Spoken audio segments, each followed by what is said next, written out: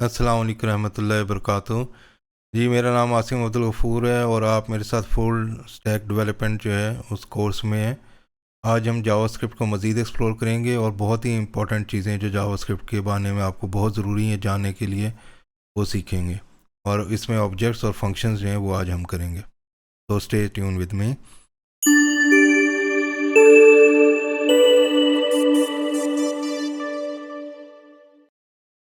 अच्छा जी, इसमें अब जो सबसे पहले हम ब्राउज़र के अंदर हैं, ये डेवलपर मोज़िला डॉट ऑर्ग, ये फंक्शंस को आप ख़ुद भी स्टडी कीजिएगा।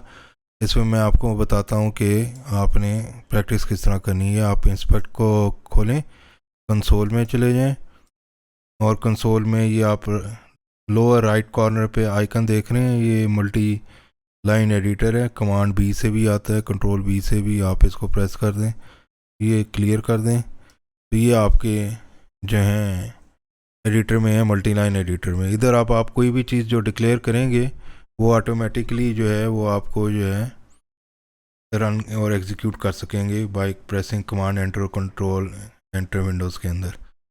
लेट्स से अगर मैं ए इक्वल टू आसिम लिखता हूँ और कमांड एंटर प्रेस करूँगा तो ये देखें असाइन भी किया इसने और रन भी कर दिया और प्रिंट भी हो गया। ये क्या प्रिंट हुआ है। और अगर आप इधर कंसोल डॉट लॉग ए प्रिंट करेंगे और रन करेंगे इसको, तो ये स्टेटमेंट ही और ये आसिम जो है ये प्रिंट हो गए। लास्ट स्टेटमेंट ही हमेशा ही प्रिंट करता है। तो ये तो एक वेरिएबल है जिसके अंदर आसिम स्टोर की है। एक्चुअल जो हमने एक्सप्लोर करना है वो फंक्शंस को करना है। तो फंक्शंस को डिक्लेयर करने के लिए आप फंक्शन का कीवर्ड है वो उसको यूज़ करते हैं। और लेट्स से मल्टीप्लाई का फंक्शन हमने डिक्लेयर करना है। मल्टी ये ऐड का चलें अभी करने, फंक्शन डिक्लेयर करना है। अब ये अभी लेट्स से मैं इसमें कहता हूँ कि ये 4 रिटर्न कर दें, ठीक है। और इस फंक्शन को एग्जीक्यूट करने के लिए अभी ये कोई एग्जीक्यूट नहीं करेगा। अगर आप कमांड एंटर प्रेस करेंगे तो ये कोई वैल्यू एग्जीक्यूट नहीं करेगा। अगर आपने इस फंक्शन को एग्जीक्यूट करना है तो खाली ऐड और प्रिंसेस लिख के एग्जीक्यूट करेंगे तो फिर ये देखें वैल्यू 4 जो है ये इसने रिटर्न की। मगर मैं चाह रहा हूँ कि ये तो बिल्कुल स्टैटिक सारा ऐड है 4। मैं चाह रहा हूँ इसके अंदर 2 वैल्यूज़ पास करूँ, जैसे 2 मल्टीप्लाई बाई 2 करना है या ऐड करना है 2 और 3 को ऐड करना है तो ये हमें ऐड करके बताए। तो अभी ये कुछ ऐसा नहीं कर रहा, तो उसके लिए हमें इसको पैरामीटर्स देने पड़ेंगे इधर। Let's say value 1 comma value 2 और इधर हमें फिर रिटर्न क्या करना पड़ेगा, वैल्यू 1 प्लस वैल्यू 2, ठीक है। अब आप इसको एग्जीक्यूट करेंगे तो ये देखें इसने रिटर्न क्या की है, 5 की है। इसी तरह मल्टीपल फंक्शंस जो है डिक्लेयर कर सकते हैं। फंक्शन लेके आप लेट्स से मल्टीप्लाई, ठीक है, इसके अंदर v1 v2, ये इसके अपने v1 v2 होंगे और ये क्या रिटर्न करे, v1 मल्टीप्लाई बाई v2, ठीक है। कमांड एंटर प्रेस करें, ये ऐड हो रही हैं। अगर आपने मल्टीप्लाई करनी है तो आप मल्टीप्लाई का फंक्शन एग्जीक्यूट करें 2,3, ये देखें इसने 6 रिटर्न किए। इसका रिज़ल्ट को आप लॉग भी कर सकते हैं, वही कंसोल डॉट लॉग लेके ये 5 ऐड हुआ है और ये 6 जो है ये इसने लास्ट वाला फंक्शन जो है इसने रिटर्न किया। तो ये इस तरीके से फंक्शंस जो हैं उनको आप एग्जीक्यूट कर सकते हैं। फंक्शंस को आप एरो फंक्शंस के तौर पे भी लिख सकते हैं। मिसाल के तौर पे ऊपर का जो ऐड का फंक्शन है उसको हमने एरो के तौर पे लिखना है और उसका हम रखते हैं ऐड1 नाम रखते हैं। तो इसको हम इस तरीके से लिख सकते हैं v1 v2 एरो का फंक्शन और फिर हम लिख देंगे v1 प्लस v2, ठीक है। अब अगर मैं इसको एग्जीक्यूट करूँगा ऐड1 को बाय गिविंग 3,3, तो ये देखें 6 आ गया, या 3,4, ये 7 आ गया। तो ये ऐड वाला फंक्शन जो है इसको हमने एज अ एरो फंक्शन लिख दिया। इसमें फंक्शन का कीवर्ड निकल जाता है, इसको वेरिएबल किसी में असाइन कर देते हैं जो फंक्शन का नाम बन जाता है। और v1 v2 जो है वो लिख के इसको पैरामीटर्स दिए और फिर ये फंक्शन है। इसमें अगर आप ये निकाल देंगे तो आपको रिटर्न वगैरह लगाने की ज़रूरत नहीं होती। ये फंक्शन का बॉडी है, मगर ये एक ही लाइन पे होता है, इसको इनलाइन फंक्शंस भी कहते हैं। तो इस तरीके से एनोनिमस फंक्शंस भी आप लिख सकते हैं। फैट एरो फंक्शंस, ये आप जाएंगे तो इधर फंक्शंस के रेफरेंस है, इसमें आप देख लीजिएगा एरो फंक्शंस के नाम से। और इसमें बहुत सारी तफसील है, ये आप ज़रूर देखिएगा इस साइट पे कि फंक्शंस किस तरह काम करते हैं और किस किस तरीके से आप लिख सकते हैं। अच्छा, अब हम ऑब्जेक्ट्स की तरफ आते हैं। लेट्स से एक ऑब्जेक्ट डिफ़ाइन करते हैं ओ के अंदर, और ऑब्जेक्ट को डिफ़ाइन करने के लिए आपको पता है ये ब्रेसेस यूज़ करते हैं। इसमें लेट्स से मैं नेम लिख लेता हूँ, एक प्रॉपर्टी आसिम, ठीक है। ये कोई प्रॉपर्टी एज लिख लेते हैं, लेट्स से वो कोई सी लिख देते हैं। फिर आप डेट ऑफ बर्थ भी लिख सकते हैं, कुछ भी लिख सकते हैं। मगर जो इम्पोर्टेंट चीज़ होती है ऑब्जेक्ट में, अगर आप इसको ओ डॉट नेम करेंगे तो ये आपकी वैल्यू जो है वो प्रिंट करेगा। ये देखें आसिम जो है।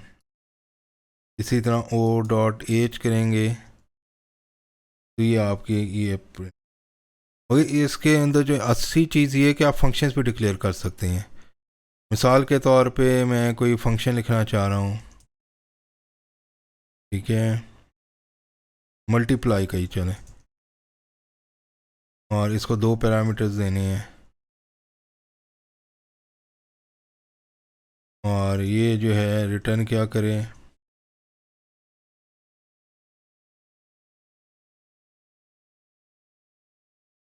अब इसमें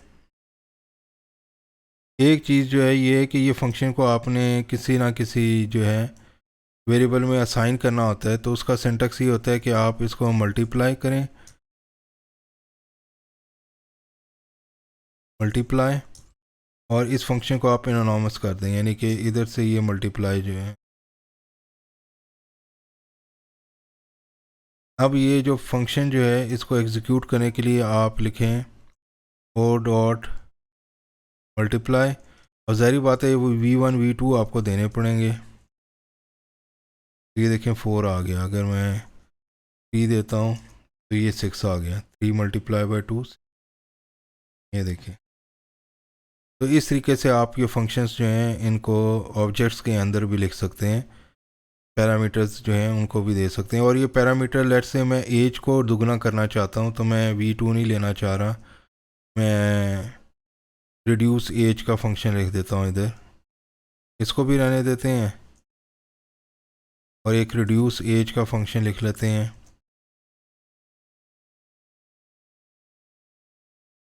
ठीक है।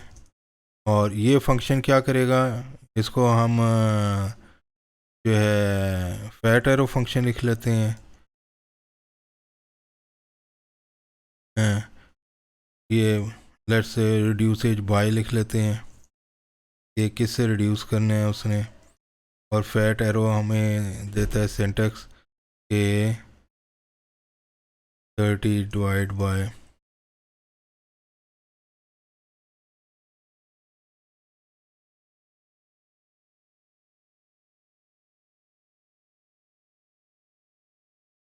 और इधर कॉमा।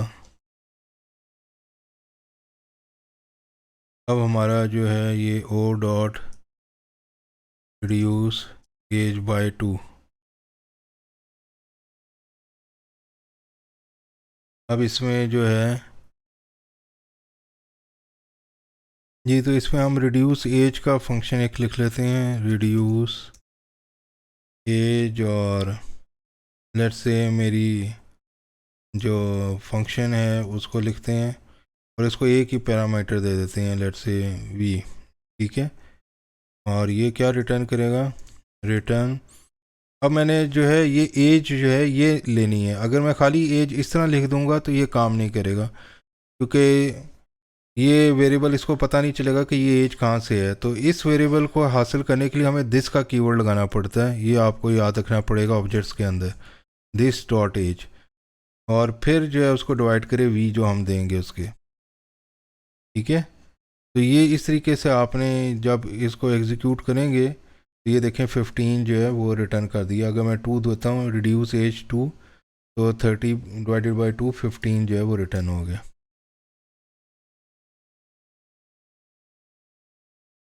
तो ये आपको जब आपने ये पैरामीटर लेना है तो फिर जो है आपको इस तरीके से देना पड़ेगा। लेट्स से एक और इधर फंक्शन बनाते हैं बायो का, ठीक है। और ये फंक्शन जो है ये वेरिएबल लेता है ग्रीट, और ये पूरा नाम और एज हर डाटा पूरा रिटर्न करता है। अच्छा, इसके लिए अब हमें क्या करना पड़ेगा, इधर इधर जो हमें करना पड़ेगा वो ये है कि हमें ग्रीट जो है वो करना है। तो हम एक तो लंबा तरीका है कि इस तरह लिखें ग्रीट प्लस ये फिर प्लस दिस डॉट नेम लिखें, और फिर इसको एग्जीक्यूट करें, O dot bio greet as a hello pass कर दें। तो ये इस तरीके से काम करेगा, मगर अभी भी ये इसके साथ जो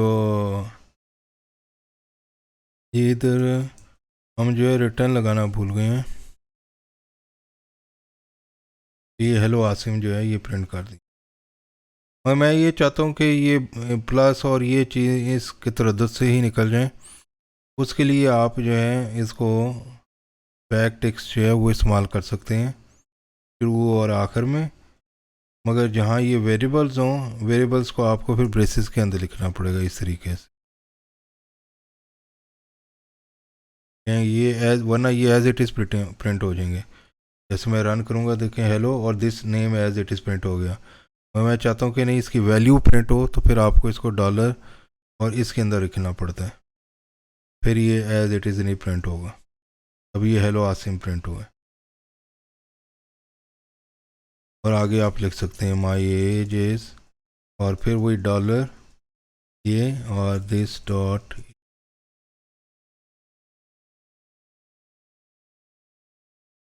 इस तरीके से जो है हम फंक्शंस और ऑब्जेक्ट्स को एक ही साथ अंदर रख सकते हैं। और ये बैक टिक नोटेशन जब आप लगाएंगे तो फिर डॉलर और ये ब्रेसेस के अंदर आपको लिखना पड़ेगा फंक्शन। तो फैट एरो फंक्शंस भी आप कर सकते हैं। फैट एरो फंक्शंस जो होते हैं उसके लिए आपको जो एरो फंक्शंस कहते हैं उनको जावास्क्रिप्ट के अंदर ये जो एरो फंक्शंस जो हैं उनको डिक्लेयर करने के कई सिंटैक्स होते हैं। जैसे ये फंक्शन है, ये सारे जो हैं ये एरो फंक्शंस हैं। तो इस तरीके से आप एरो फंक्शंस भी डिक्लेयर कर सकते हैं, मगर याद रखिएगा एरो फंक्शंस के अंदर जो है दिस काम नहीं करता। यानी कि अगर आप एरो फंक्शन डिक्लेयर करते हैं तो फिर दिस जो है उसके अंदर काम नहीं करेगा।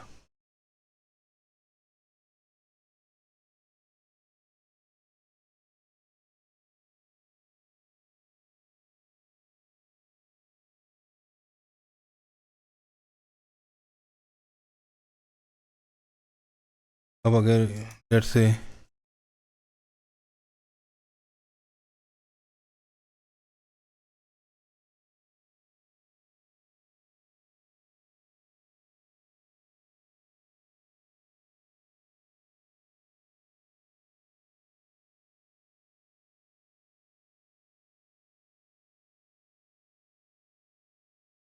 अब ये जो बायो टू एक फंक्शन डिक्लेयर किया है मैंने, और इसको एग्जीक्यूट अगर मैं करूँगा, ये एरो फंक्शन है।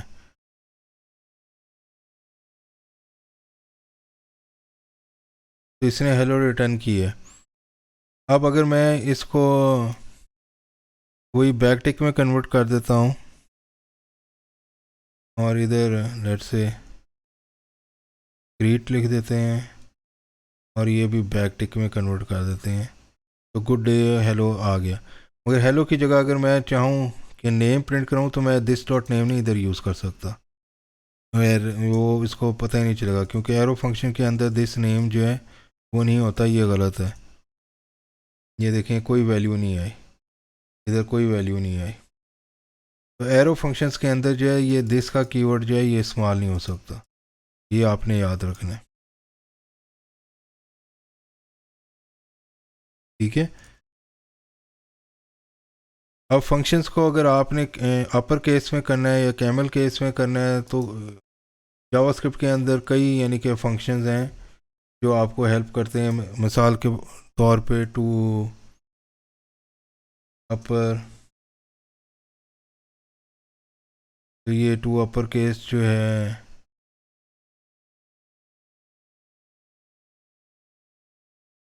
ये सारी स्ट्रिंग को अपर केस कर देगा। तो ये बहुत सारे हैं फंक्शंस हैं जो इनको आप देख सकते हैं कि यूज़ किस तरीके से आपने करना है। ये to lower case, to upper case, to string, ये बहुत सारे यूज़ होते हैं फंक्शंस जिनको आप इस्तेमाल कर सकते हैं। मिसाल के तौर पे अगर मैं अपर करना है या तो मैं इधर लिख सकता हूँ दिस डॉट नेम। एक्चुअली ये स्ट्रिंग जो होती है ये भी ऑब्जेक्ट ही होती है, तो इसलिए इसके आगे हम लगा सकते हैं टू अपर केस। ये आसिम जो है ये अपर में कन्वर्ट हो गया, ठीक है। आगे अगर आप और लगाना चाहें और भी लगा सकते हैं। तो ये फंक्शंस को आप यूज़ भी कर सकते हैं आप, यानी कि बहुत सारे फंक्शंस हैं जिनको आप यूज़ कर सकते हैं। यानी कि उसकी लेंथ मालूम करने के लिए, आगे पीछे से ट्रिम करने के लिए, स्पेसेस टू लोअर केस में कन्वर्ट करने के लिए, सब स्ट्रिंग उसकी निकालने के लिए, उसके यानी कि स्ट्रिंग के बीच में से कुछ करैक्टर्स निकालने हैं, उसको स्लाइस करना है, यानी कि बहुत सारी चीज़ें हैं। करैक्टर का कोड मालूम कर रहे हैं, इस पोजीशन पे कौन सा करैक्टर है। ऐट का फंक्शन जो है ये बड़ा इंपॉर्टेंट होता है। तो ये सारे फंक्शंस जो हैं इनको आप इस देखिएगा और इनको प्रैक्टिस करें कि किस तरीके से इस्तेमाल हो सकते हैं। ये भी लर्न करना बहुत ज़रूरी है। तो बहरहाल हमने ये इसमें हमने देखा है कि हमने फंक्शंस किस तरह डिफ़ाइन करनी है, ऑब्जेक्ट किस तरह डिफ़ाइन करनी है, ऑब्जेक्ट के अंदर फंक्शंस किस तरह डिफ़ाइन करनी है और ऑब्जेक्ट के अंदर फिर फंक्शन कॉल किस तरह करना है। तो ये सारी चीज़ें जो हैं ये हम इधर से कर सकते हैं। एक और तरीका जो वो डॉट नेम जो है, लेट से इसको मैं चेंज कर देता हूँ, ठीक है। अब अगर मैं ओ डॉट बायो लिखूँगा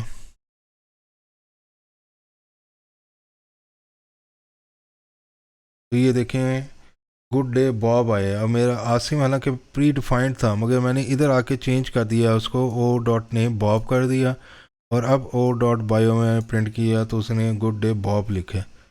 इसी तरीके से आप ऑब्जेक्ट्स को मॉडिफाई भी कर सकते हैं और उसके अंदर नई वैल्यूज़ स्टोर कर सकते हैं, और जब आप बायो या उनके फंक्शन एग्जीक्यूट करेंगे तो काम डिफरेंट तरीके से करेंगे।